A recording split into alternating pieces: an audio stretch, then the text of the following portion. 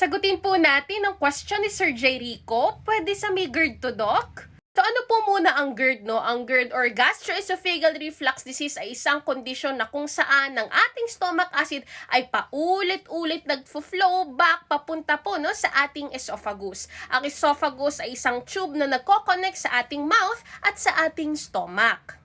Ang backwash ng stomach acid ay tinatawag po nating acid reflux at pwede nitong mairita ang lining ng ating esophagus. Kaya lang kung paulit-ulit ang acid reflux ay pwede na po itong dumiretso sa GERD. So sino po ang prone sa GERD? Number 1, mga naninigarilyo. Number 2, kumakain ng large meals tapos sobrang bilis or eating late at night. Number 3, mahilig kumain ng mga fatty or fried foods. Number 4, mahilig uminom ng alcohol or coffee, lalo na kung walang laman ng tiyan. And number 5, taking medicine like aspirin. Ang mga sintomas po nito ay mayroong burning sensation sa ating tiyan, lalo na kung tayo po ay nakahiga or tuwing gabi. Parang mayroong maasim sa lalamunan, minsan nahihirapan pang makalunok, or hindi mawala-walang ubo. Long-lasting inflammation can actually lead to ulcer or cancer. Kaya naman mahalaga na ma-prevent po natin at maagapan po natin ito.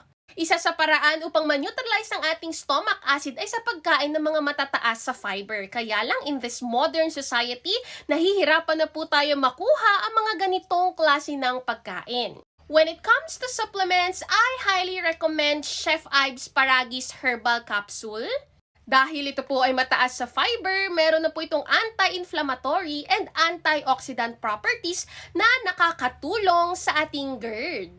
This is FDA approved at pwede po kayong mag-take nito 3 times 30 minutes before meals. At kung sasamahan pa po natin ito ng Paragis Herbal Tea, mas mabilis po nating makukuha ang benefits nito. Pwede po kayong uminom ng tsaa 1 hour after meals. Prevention is always better than cure. Stay healthy po!